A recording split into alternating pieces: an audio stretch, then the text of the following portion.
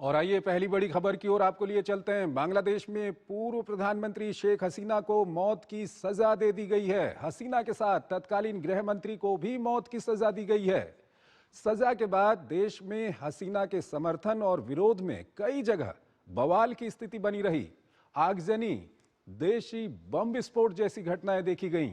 इस बीच शेख हसीना ने फैसले को पक्षपातपूर्ण और राजनीति से प्रेरित बताया। आइए आपको एक रिपोर्ट के जरिए बताते हैं कि अब आगे क्या होगा और फिर इस पर अपने विशेषज्ञ मेहमान के साथ चर्चा करेंगे।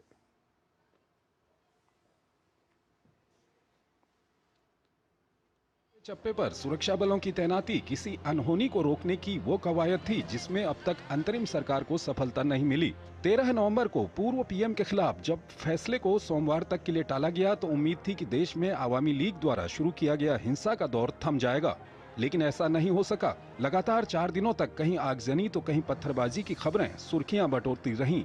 सोमवार तक बांग्लादेश एक तरह से अघोषित कर्फ्यू के आगोश में सिमटा रहा। दोपहर होते होते अदालत से कड़े फैसले की आशंका जताई जा रही थी। आखिरकार अंतर्राष्ट्रीय ट्राइब्यूनल का फैसला कुछ वैसा ही रहा। अदालत ने मानवता के खिलाफ गंभीर अपराध का दोषी करार देते हुए पूर्व प्रधानमंत्री शेख हसीना को मौत की सजा सुनाई। अदालत ने ये सजा जुलाई अगस्त 2024 के आंदोलन के दौरान हुई हिंसा और हत्याओं के मामले में सुनाई है। दरअसल हसीना के साथ पूर्व गृह मंत्री असदुज्जमान खान कमाल और पूर्व पुलिस प्रमुख चौधरी अब्दुल्ला अल मामून पर मानवता विरोधी अपराधों के आरोपों के तहत ट्रायल चला था। ट्राइब्यूनल ने शेख हसीना को 3 आरोपों में दोषी पाया। इसमें न्याय में बाधा डालना, हत्याओं का आदेश देना और दंडात्मक हत्याओं को रोकने के लिए किसी तरह का कदम न उठाना शामिल है। 3 सदस्यीय पीठ ने करीब 400 पन्नों के फैसले में हसीना को हत्याओं की मास्टरमाइंड बताया और कहा कि उन्होंने न केवल दमन का आदेश दिया बल्कि उसे रोकने के लिए कोई कदम भी नहीं उठाया। अदालत ने रिकॉर्ड में रखा कि बड़ी संख्या में प्रदर्शनकारी मारे गए और हसीना पर बम व घातक हथियारों के इस्तेमाल तक के आदेश देने का आरोप है। ट्राइब्यूनल में हसीना के खिलाफ जुटाए गए भारी भरकम सबूतों, 80 से अधिक गवाह, वीडियो ऑडियो सामग्री को केस दर केस पढ़कर सुनाया गया। फैसला हसीना और पूर्व गृह मंत्री असदुज्जमान की अनुपस्थिति में सुनाया गया। इसके अलावा कोर्ट ने हसीना और पूर्व गृह मंत्री कमाल की बांग्लादेश में मौजूद सभी प्रॉपर्टी जब्त करने का भी आदेश दिया है। वहीं अदालत ने बांग्लादेश के पूर्व पुलिस प्रमुख चौधरी अब्दुल्ला अल मामून को फांसी की सजा से छूट दे दी है। उन्हें 5 साल जेल की सजा सुनाई गई है। हसीना के सत्ता से हटने के बाद सरकारी गवाह बने मामून की गवाही कड़ी सुरक्षा में दर्ज की गई थी और यही इस पूरे मामले में फैसले की दिशा तय करने वाला प्रमुख आधार बनी। शेख हसीना ने फैसले को पक्षपातपूर्ण और राजनीति से प्रेरित बताया है। बहरहाल दिन चढ़ने के साथ साथ शहर में छिटपुट हिंसा का दौर भी जारी रहा। आवामी लीग के कार्यकर्ताओं ने सड़कों को अवरुद्ध कर टायर जलाए, जबकि ढाका में कई देसी बम विस्फोटों की घटनाओं को अंजाम भी दिया गया। हालांकि प्रदर्शन का सिलसिला हसीना के खिलाफ भी जारी रहा। अदालती फैसले से आक्रोशित भीड़ तंत्र धान मंडी के पास इकट्ठा होकर हसीना के पैतृक आवास को गिराने के लिए बुलडोजर के साथ जमा हो गया, लेकिन सुरक्षा बलों की सख्ती के कारण फिलहाल अनहोनी टल गई। और इस खबर पर ज्यादा बात करने के लिए हमारे साथ जुड़ रहे हैं Sushil Kumar Singhal, former senior diplomat हैं, विदेशी मामलों के जानकार हैं। सिंघल साहब, बहुत बहुत स्वागत है आपका हमारे इस कार्यक्रम में। सिंघल साहब, पहला सवाल यही है कि जो ये फैसला आया है उसके बाद क्या कुछ पहली प्रतिक्रिया आपकी?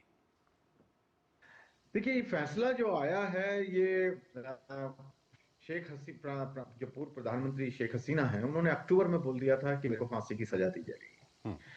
और तो लग रहा है उस सब बातों से, जिस तरह से जजमेंट आया है, अभी ऑफ कोर्स ये बहुत डिटेल जजमेंट है, 550 पेज का जजमेंट है, तो लेकिन 2 घंटे जिस तरह से उसको पढ़ा गया है, जो अभी तक समझ में है, वो उसमें जो है प्रूफ जो है, ये जो नॉर्मली जो होता है जब आप किसी को फांसी की सजा देते हैं तो आप इंश्योर कर, ये बिल्कुल कोशिश करते हैं जज जो है कि प्रोसिक्यूशन मोर देन 100% प्रूव करे कि वो पार्टी जिसको सजा दी जा रही है, अक्यूज जिसको सजा दी जा रही है, वो गिल्टी है।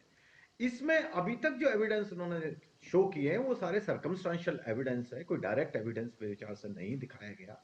दूसरा, जो जैसा शेख हसीना कह रही हैं कि उनको अपने जज, अपने वकील जो उसको चाहती थी उनको नहीं, उनको उन्होंने अपॉइंट किया, अपनी मर्जी से उनके वकील को अपॉइंट किया गया, जो कि बहुत बड़ा अधिकार का, किसी भी एक्यूज का बहुत बड़ा हनन है अधिकारों का।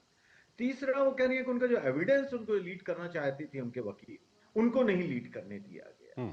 तो ये लग रहा है कि ये पूरी प्रक्रिया जो हुई है वो कुछ काफी हद तक जो प्रोसीजरल एरर है उससे सफर करती है। प्रधानमंत्री उनको, शेख हसीना को, उनको उनके जो है अधिकार है कि वो उसके अपील कर सकती हैं, लेकिन उसके लिए जरूरत है कि वो बांग्लादेश में प्रेजेंट हो।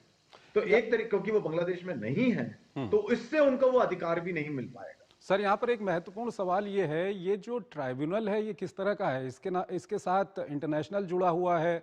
कैसा ये ट्राइब्यूनल है? इसमें अपील कैसे की जाती है? क्या कुछ बताइएगा सर। ये जो ट्राइब्यूनल बनाया गया, नाम जरूर इसका नाम जो है इंटरनेशनल क्राइम ट्राइब्यूनल के नाम से है। ये बड़े इंटरेस्टिंगली शेख हसीना की टेन्योर में ही उसको बनाया गया था, और उसका मूलभूत उद्देश्य था कि जो शेख मुजीब, जो उनके बंगबंधु शेख मुजीब के जो हत्यारे थे, उनको सजा देने के लिए, क्योंकि वो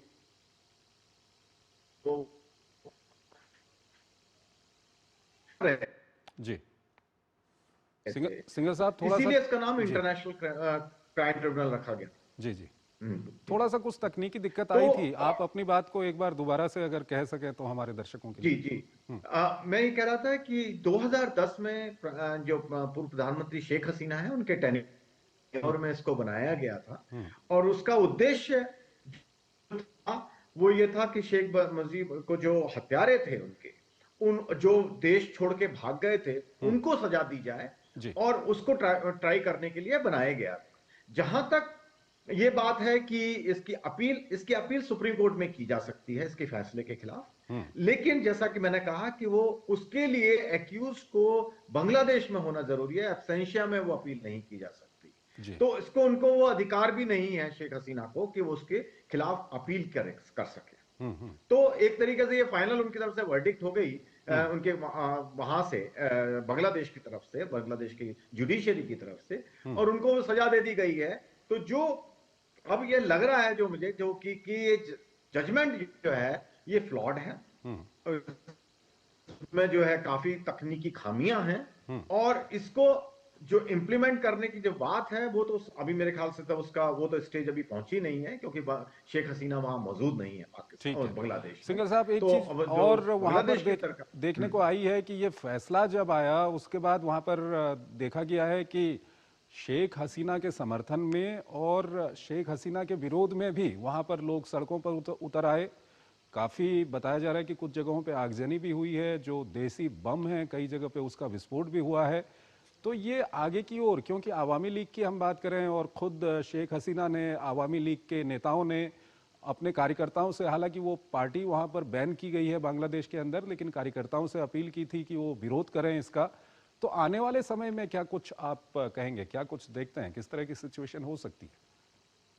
देखिए, आप जो कह रहे हैं बिल्कुल सही कह रहे हैं कि उनके समर्थन में भी आंदोलन हो रहा है वहां पे जो है, और विरोध में भी हो रहा है जी।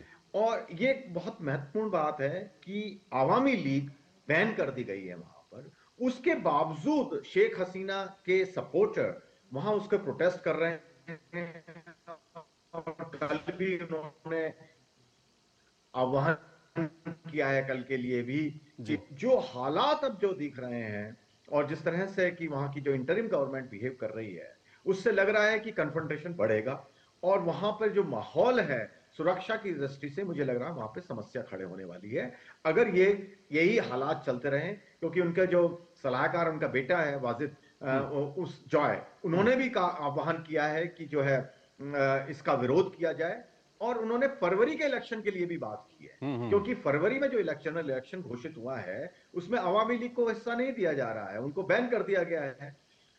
अब आवामी लीग वहां की सबसे बड़ी पार्टी में है, डिस्पाइट द फैक्ट कि वो जो है उनको बैन कर दिया गया है, लेकिन ये तो है कि उनके सपोर्ट बहुत बड़ा है, सबसे पुरानी पार्टी है। तो जिस तरह से उनको बैन किया गया है, उनको जो राजनीति को उनको हिस्सा नहीं दिया जा रहा है, डेमोक्रेटिक प्रोसेस में हिस्सा नहीं दिया जा रहा है, तो ये अपने आप एक बहुत बड़ी समस्या है, और वो क्वेश्चन मार्क खड़ा करता है उसकी लेजिटिमेसी पे, जो इलेक्शन उन्होंने घोषित किए हैं फरवरी में। तो इसमें जो है मुझे लगता है कि अभी सुरक्षा की दृष्टि से वहां प्रॉब्लम होने वाली है, और अगर वहां की सरकार इसको टाइमली सुधारती नहीं।